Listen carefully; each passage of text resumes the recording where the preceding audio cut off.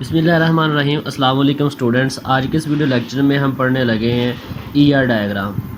ER diagram बहुत ज़्यादा important है, तो हम अपना आज का वीडियो लेक्चर स्टार्ट करते हैं। ऑब्जेक्टिव जो हम आज के लेक्चर में डिस्कस करेंगे, inter relationship model, inter relationship diagrams and extended features of the inter relationship diagrams. Inter relationship models में हमारे पास होता है ईआर मॉडल बेसिक कॉन्सेप्ट। ठीक है, सबसे पहले हम डिस्कस करते हैं कि ईआर मॉडल जो है उसका बेसिक कॉन्सेप्ट है क्या चीज़। उसके बाद हम इंटी को जो है डिस्कस करेंगे, एट्रीब्यूट्स डिस्कस करेंगे and its type, entity set and keys, relationship and mapping कोऑर्डिनेलिटीज़।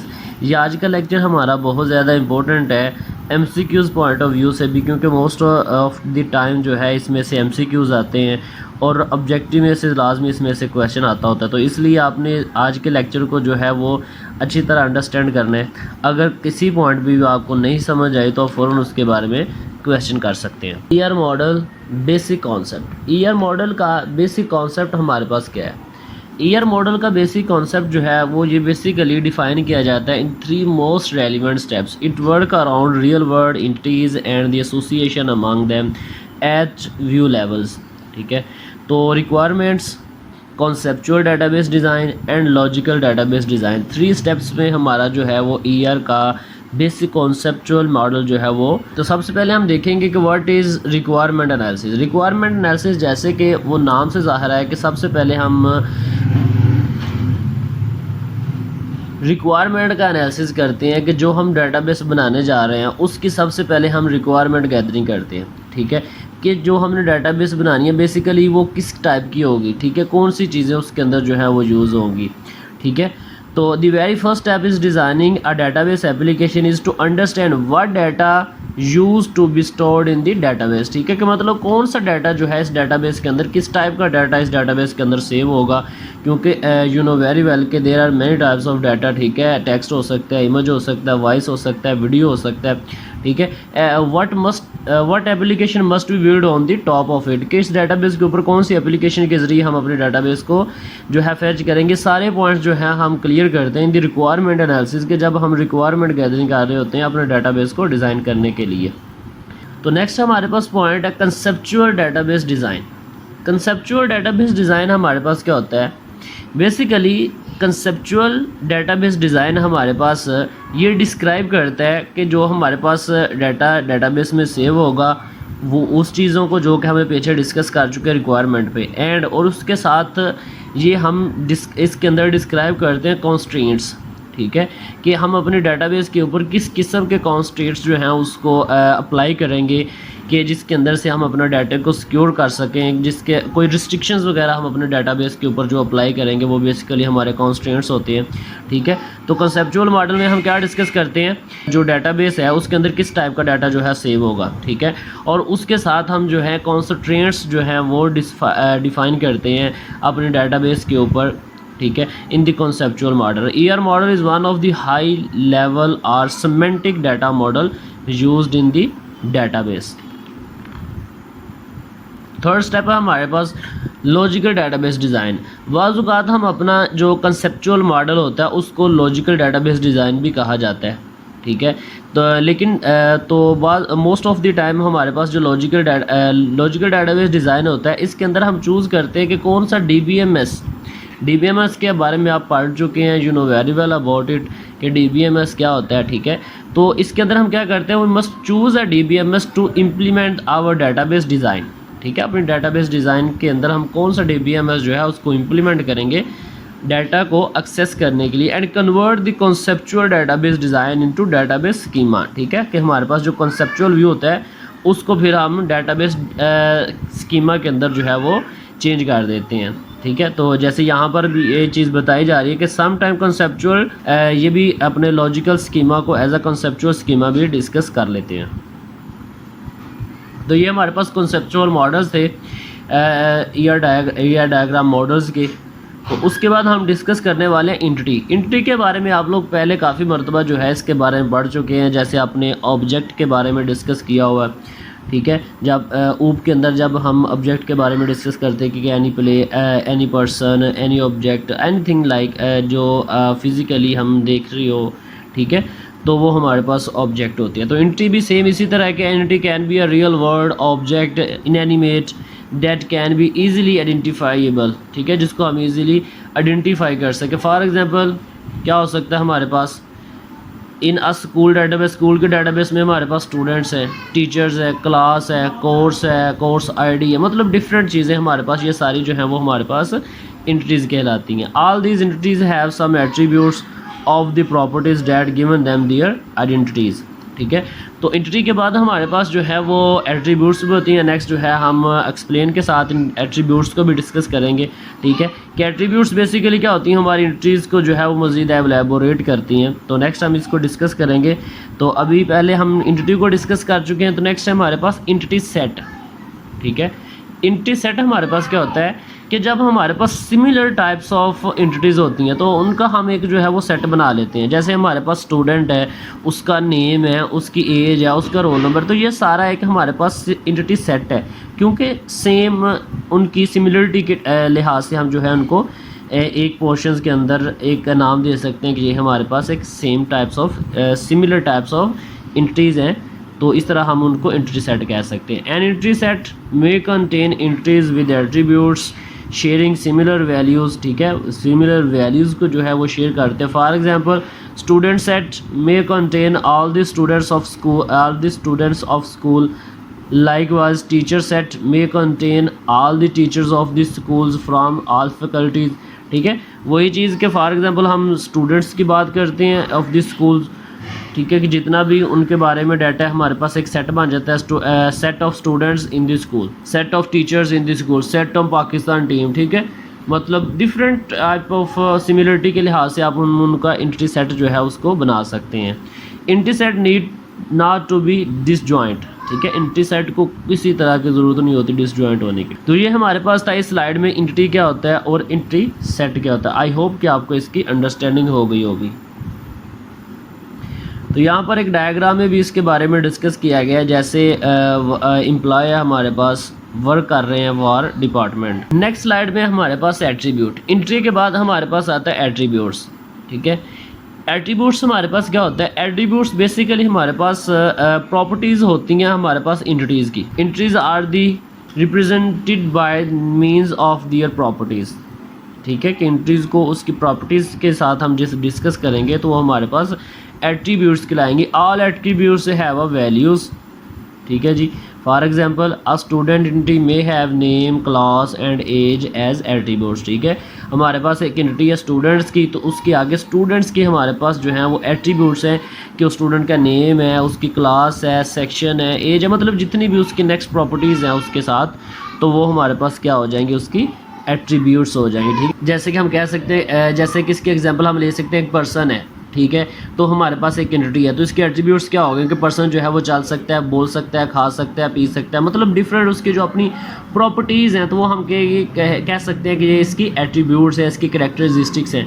तो हम इस किसी भी, ठीक है, there exist a domain a range of values that can be assigned to attributes, for example a student name can not be a numeric value, ठीक है।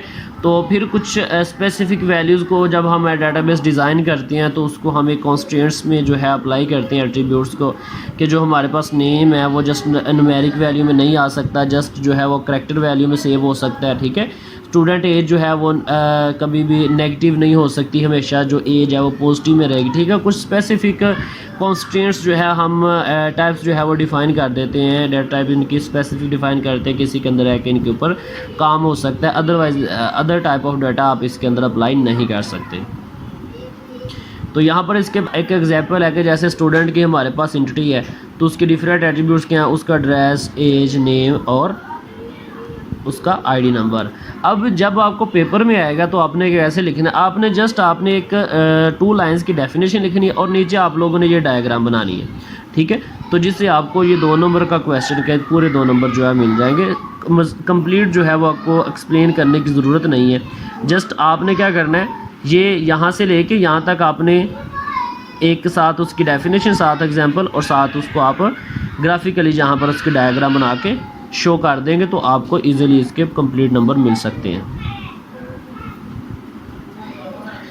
तो नेक्स्ट कुछ हमारे पास टाइप ऑफ एट्रीब्यूट्स हैं, ठीक है, एक सिंपल एट्रीब्यूट्स है जैसे कि हम पीछे डिस्कस कर चुके हैं। उसके बाद कंपोजिट एट्रीब्यूट्स है। कंपोजिट एट्रीब्यूट्स जैसे हमारे पास सिंपल सेंटेंस होता है, उसके बाद कंपाउंड सेंटेंस होता है। तो कंपाउंड सेंटेंस क्या होता है, जब दो सिंपल सेंटेंस मिलते हैं तो हमारे पास कंपाउंड सेंटेंस बन जाता है।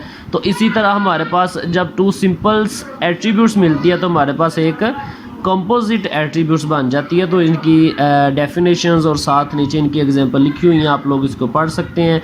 उसके बाद ड्राइव एट्रीब्यूट्स है। ड्राइव एट्रीब्यूट्स ऐसी एट्रीब्यूट्स हमारे पास होती हैं जिसको हम किसी एंटिटी से ड्राइव करते हैं।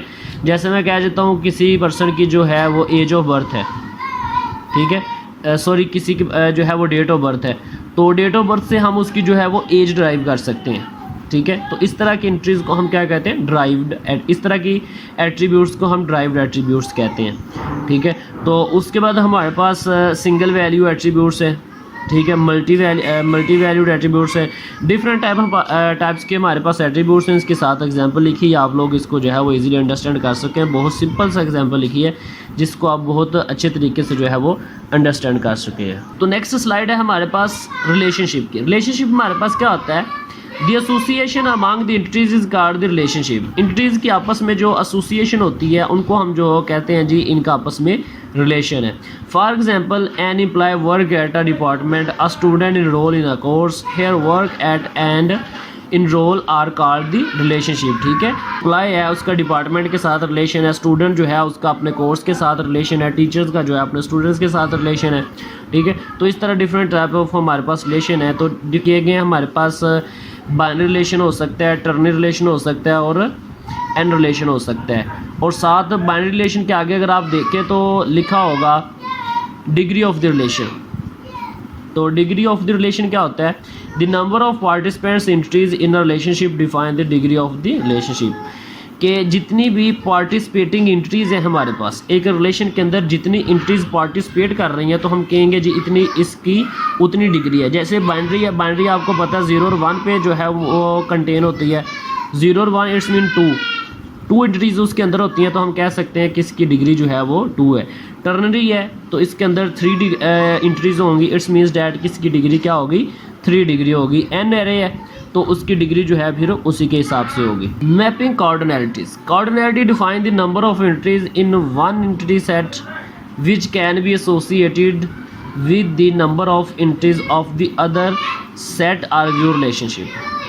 तो कार्डिनैलिटी हमारे पास क्या होती है, ये डिफाइन करती है कि कुछ नंबर ऑफ एंटिटीज एक सेट के अंदर हैं और दूसरे सेट के अंदर हमारे पास एंट्री हैं, उनकी आपस में एसोसिएशन को जो है ये डिफाइन करती है। तो हमारे पास कुछ टाइप ऑफ कार्डिनैलिटीज़ हैं, जैसे 1 to 1 कि मतलब एक कॉलम से हमारे पास एक एंट्री है और दूसरे कॉलम में जो है उसका रिलेशन है, तो 1 to 1 रिलेशन हमारे पास हो जाएगा। जैसे यहाँ पर डिफाइन किया जा रहा है कि 1 entity from entity set A can be associated with at most 1 entity of the entity set B in vice versa, ठीक है। इसी तरह एक एंट्री सेट है हमारे पास, उसमें से एक एंट्री और एक अदर एंट्री सेट, एक एंट्री सेट ए है हमारे पास और एक एंट्री सेट बी है। एक एंट्री सेट ए जो है उसका रिलेशन है दूसरे एंट्री सेट बी की एक एंट्री सेट से, तो हम कह सकते हैं कि 1 to 1 रिलेशन है हमारे पास। 1 to many रिलेशन भी हमारे पास होता है कि एक एंट्री सेट ए में से मैनी एंट्री सेट बी का जो है उसका आपस में रिलेशन हो सकता है, ठीक है। इसकी एग्जाम्पल अगर मैं आपको दूँ कि एक एम्प्लॉय है, ठीक है, तो उसका जो है वो रिलेशन हो सकता है काफ़ी डिपार्टमेंट्स के साथ, ठीक है, प्रोजेक्ट डिपार्टमेंट के साथ, सेलिंग डिपार्टमेंट के साथ, परचेजिंग डिपार्टमेंट के साथ, ठीक है। तो मतलब एक एंट्री सेट का काफ़ी दूसरे डिफरेंट एंट्री सेट के साथ रिलेशन का हम क्या कहते हैं, 1 to many रिलेशन। और इसके अंदर हमारे पास है many to 1 रिलेशन के मतलब मैनी एंट्रीज़ का जो है वो सिंगल एंट्री के साथ रिलेशन हो सकता है, ठीक है। जैसे डिफरेंट एम्प्लॉय है उनका एक प्रोजेक्ट के साथ रिलेशन हो सकता है, इसकी अगर आप एग्जांपल लें। तो उसके बाद मैनी टू मैनी रिलेशनशिप है कि many entities have many relation, its means that कि many set of entity as have many relation of in set of entities. Diagram आपको जो है वो शो हो रही हैं, आप यहाँ से अंदाज़ा लगा सकते हैं कि इसको किस तरह हमने जो है वो डिफाइन करना है कि 1 entity set from A can be associated with more than one entity set from the B. It means that कि many entities have many relation with the other set of entities. Entity relationship diagram जिसको हम ERD कहते हैं, ठीक है। सबसे पहले हम इसे डिफाइन करेंगे, इसका इंट्रोडक्शन, उसके बाद symbols and notations, information engineering style used in ER diagram. तो सबसे पहले introduction. ER diagram is a visual representation of data that describe how data is related to each other. ठीक है कि ईयर डायग्राम हमारे पास क्या है, एक विजुअल रिप्रेजेंटेशन है। इसी वजह से ये जो है वो मोस्ट जो है कॉमन है जो अंडरस्टैंडिंग के लिए, कि इसके अंदर जो रिप्रेजेंटेशन होती है वो विजुअल रिप्रेजेंटेशन होती है, विजुअल डिस्क्राइब करता है हमारे डाटे को। ठीक है, तो जैसे आप इस यहाँ पर देख सकते हैं, एक हमारे पास डेवलपर है, वो क्रिएट करता है, क्या क्रिएट करता है जी, वेबसाइट। ठीक है, फिर विजिट्स होते हैं, विजिटर जो है उसको विजिट करते हैं। ठीक है, तो इस तरह हमें जो है अच्छी तरह से अंडरस्टैंडिंग होती है कि बेसिकली हमारे डाटाबेस किस तरह से डिज़ाइन है। तो अंडरस्टैंडिंग के लिए हमारे पास ER diagram is the best model. Symbols and notations. तो इसकी कुछ सिंबल्स एंड नोटेशन है कि जैसे अगर हम बात करें एंटिटी की, एट्रीब्यूट्स की, तो रिलेशंस की, एक्शंस की, तो डिफरेंट हमारे पास फिगर्स हैं जहाँ से उसको, अगर एंटिटी की बात की जाए, तरह की इमेज के साथ जो है उसको डिफ़ाइन किया जाता है। जब भी हम एंटिटी को डिफ़ाइन करेंगे रिलेशनशिप के अंदर, तो इस तरह की डायग्राम जो है हम एंटिटी के लिए यूज़ करेंगे।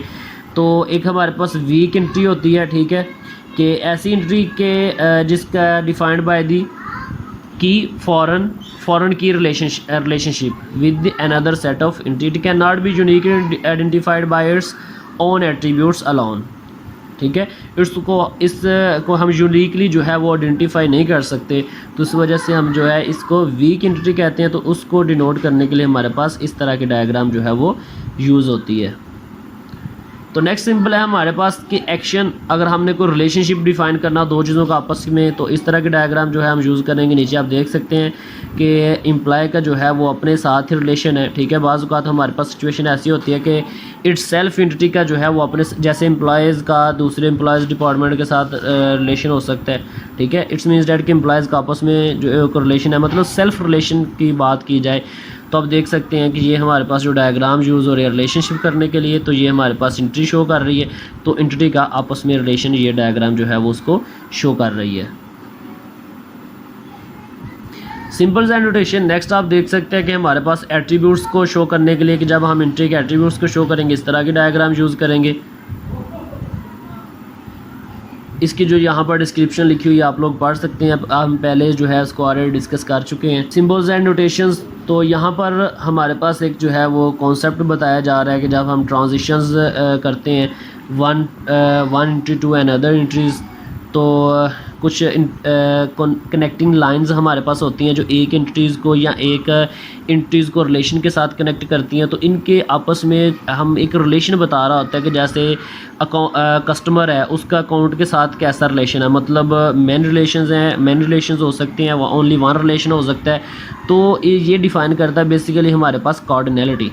Cardinality specify how many instance of an entity relate to the one instance of another entity. ठीक है, कि एक एंटिटी हमारे पास दूसरी एंटिटी के साथ कितने रिलेशन जो है, तो ये बेसिकली हम डिफाइन करते हैं अपनी कार्डिनैलिटी से। तो यहाँ पर आप देख सकते हैं, ठीक है, कुछ हमारे पास रिलेशनशिप है, कार्डिनैलिटी एंड दी मोडालिटीज़। ठीक है, कि कैसे हम एक एंटिटी का दूसरे के साथ कितने रिलेशंस हैं, कैसे हम उसको डिफ़ाइन कर सकते हैं। जैसे आप स्टार्टिंग पे देखें तो ये हमारे पास सिंबल्स हैं और ये उनके मीनिंग्स हैं। जैसे तो यहाँ पे आप इस डायग्राम में देख सकते हैं कि हमारे पास यहाँ पे सिंबल्स हैं और साथ उनके जो है वो मीनिंग डिफ़ाइन किए गए हैं। फॉर एग्जांपल हमारे पास फर्स्ट सिंबल है, तो इसका मतलब है 0 और 1। ठीक है, कि इसका एंटिटी के साथ 0 रिलेशन हो सकता है या 1 रिलेशन हो सकता है। बेसिकली हमारे पास ऑप्शन के लिए यूज़ होता है कि हम जो एक एंटिटी दूसरी की तरफ अगर ये वाला सिंबल यूज़ हो रहा है तो इट्स मीन्स डैट कि इसका 0 उसके साथ रिलेशन है या 1 रिलेशन है। ठीक है, तो नेक्स्ट एंटिटी हमारे पास इसका ये डिनोट कर रहे हैं कि इसका रिलेशन जो है वो 1 हो सकता है या मैनी रिलेशन इसके हो सकते हैं। ठीक है, तो नेक्स्ट हमारे पास सिंबल है, इसका मतलब है 1 एंड ओनली 1। ठीक है, कि मतलब इसका जो रिलेशन अगले के साथ सिर्फ एक ही हो सकता है, इससे ज़्यादा रिलेशंस नहीं हो सकते। ठीक है, तो नेक्स्ट हमारे पास है, इसका मतलब है यहाँ इसका रिलेशन 0 हो सकता है या मोर हो सकते हैं। ठीक है, जैसे यहाँ पर इसके जो है वो मीनिंग बेसिकली यहाँ पे बताया जा रहा है कि यहाँ 0 हो सकता है या मोर हो सकता है। और इस डायग्राम का जो सिम्बल्स का जो रिलेशन है ये वाला है कि यहाँ 0 हो सकता है या 1 हो सकता है। ठीक है, ये जो सर्कल है हमारे पास ये 0 को शो करता है कि इसके साथ जो रिलेशन है इसका, और ये जो एक लाइन शो कर रही है बेसिकली 1 को शो करती है। ठीक है, और ये जो मल्टीपल लाइंस मतलब 3 लाइंस इस मीन्स के इसके मेन रिलेशंस को शो करती है। ठीक है, तो नेक्स्ट इसके एग्जांपल के साथ हम डिस्कस करेंगे मज़ीद आपको अंडरस्टैंडिंग हो जाएगी। अब अगर प्रीवियस की आपको थोड़ी बहुत अंडरस्टैंडिंग हुई है तो आप इस स्लाइड्स जो है इसकी अंडरस्टैंडिंग कर सकते हैं कि जैसे यहाँ पर देखें इस साइड पे क्या शो कर रहा है, वन और मैनी रिलेशंस, ठीक है, one and many relations with the other sides अगर हम देखें तो वहाँ पर शो हो रहा है one and only one relations, ठीक है। तो यहाँ पर अगर देखा जाए ज़ीरो और मोर रिलेशंस, ठीक है, तो on the other side zero और वन रिलेशंस। तो यहाँ पर अगर देखा जाए many and one relation, basically ये जो हमारे पास डायग्राम है ये मैनी टू वन रिलेशंस को शो कर रही है, ठीक है। जैसे मैनी रिलेशंस, या ये इस डायग्राम को देखें, अगर आप इस सिम्बल्स को देखें तो आपको पता चल रहा होगा कि many one in the other side, one side relation, on the other sides zero और वन रिलेशंस, ठीक है। मैनी ज़ीरो रिलेशंस भी हो सकते हैं, on the other sides one and the only one relations.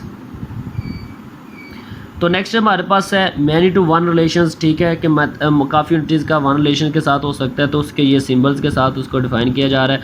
I hope कि अब आपको इसकी अंडरस्टैंडिंग होगी आप इसको। तो यहाँ तक था हमारा आज का लेक्चर। ईयर डायग्राम अगर किसी को नहीं समझ आए किसी पॉइंट की तो वो क्वेश्चन करके पूछ सकते हैं, ठीक है। इसको स्लाइड्स आप लोगों को सेंड कर दी जाएंगी, आप लोगों ने इसको जो है वो अच्छी तरह से अंडरस्टैंड करना है। पेपर में इसके बारे में लाजमी आप लोगों को क्वेश्चन आएगा। थैंक्स फॉर वॉचिंग, अपना ख्याल रखिएगा, अल्लाह हाफिज़।